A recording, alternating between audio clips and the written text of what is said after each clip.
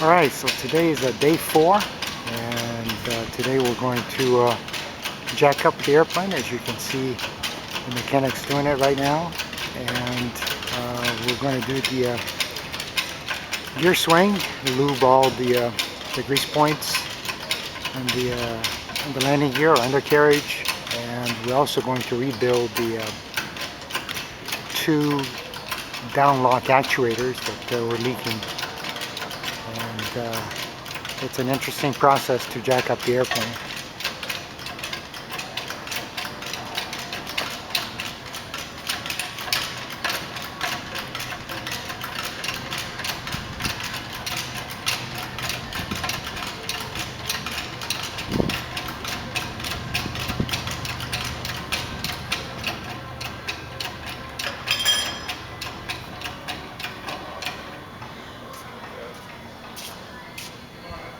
Okay, she's all the way up, and I believe now they're going to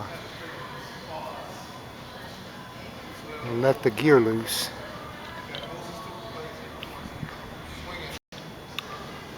Alright, so here we go.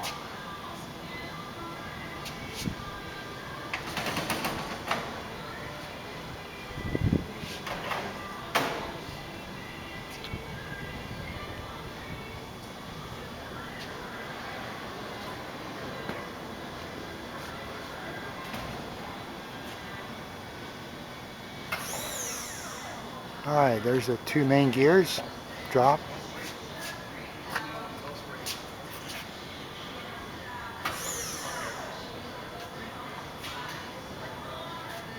Okay, so this is a partial deployment because we have to pull out the down lock actuators, and we need to relieve the pressure.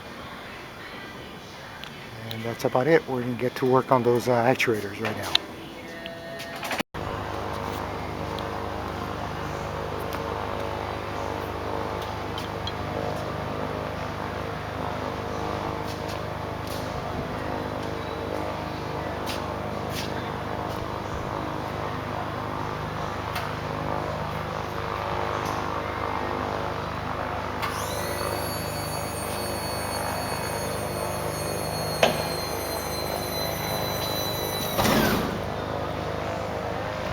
The doors are nice and tight, no gaps.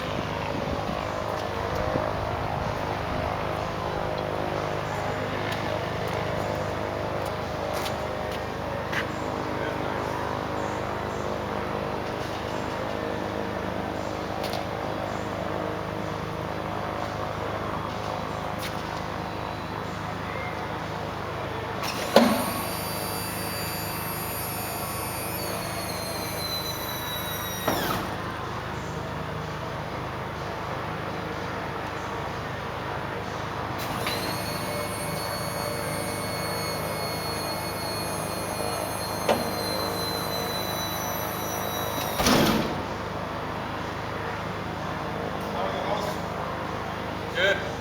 Good. Very good. One of the best I've ever seen.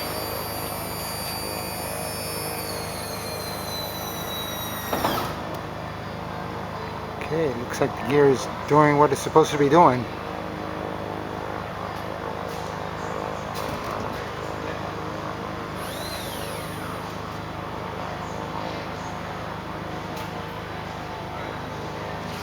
Okay, so everything is lubed up, and now we are going to attack the actuators, which, as I understand, is a bear to get them out due to the limited room inside the belly.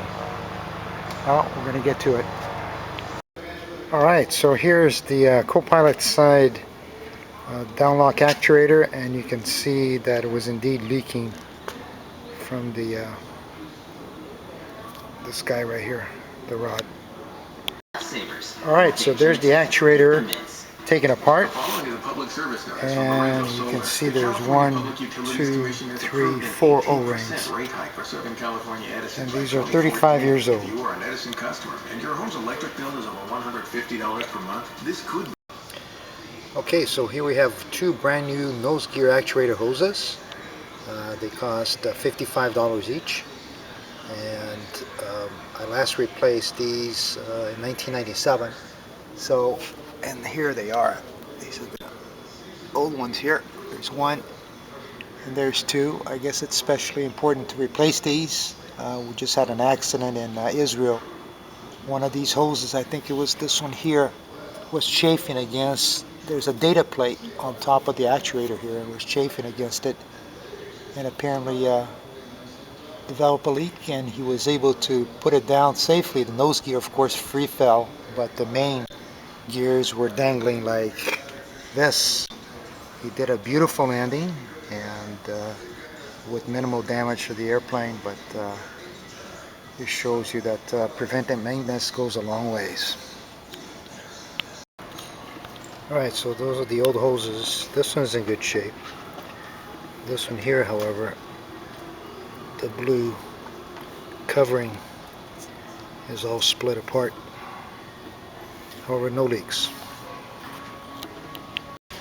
Okay, so the new hoses are in, and there's a trick for the down hose over here.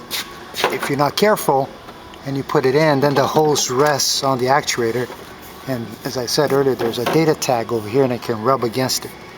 So when you put it in, you gotta put like a twist to it, and then you tighten the nut over here, and then the hose stays well away from the actuator. So right now we've got about half a finger clearance between that hose that's on top to the actuator. Okay, so the actuators have been rebuilt. They're back in the airplane. You can see the torque seal on the fittings, and same thing on the other side. We just topped off the reservoir back there with the additional hydraulic fluid, and now we're going to swing the gear multiple times again, make sure everything is okay.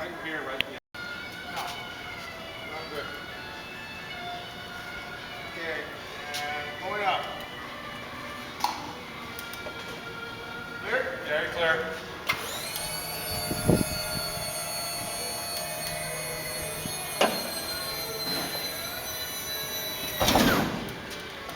Okay, she goes up.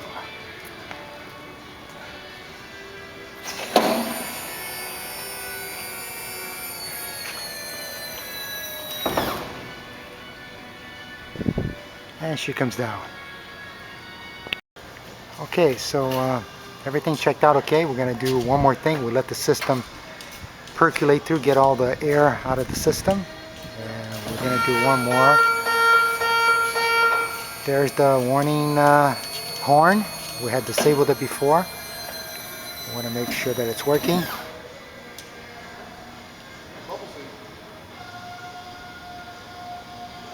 And that should be it.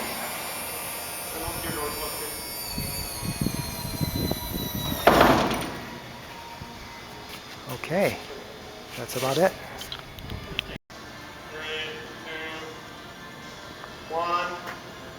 Stop. All. Dot.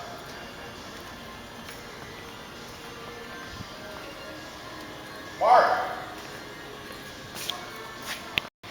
Okay, so we're in the process of bringing it down, obviously, and it takes 3 people to actually do it. As you can see, the nose is down now. The tail's still sticking up, so we have to support it, loosen the jack there a little bit, and then lower the tail, and then we can lower the whole airplane.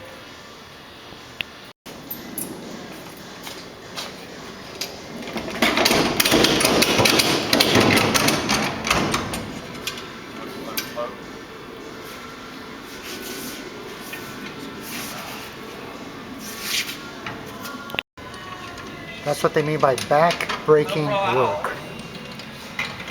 Right there. Okay. Come on, 3-point landing.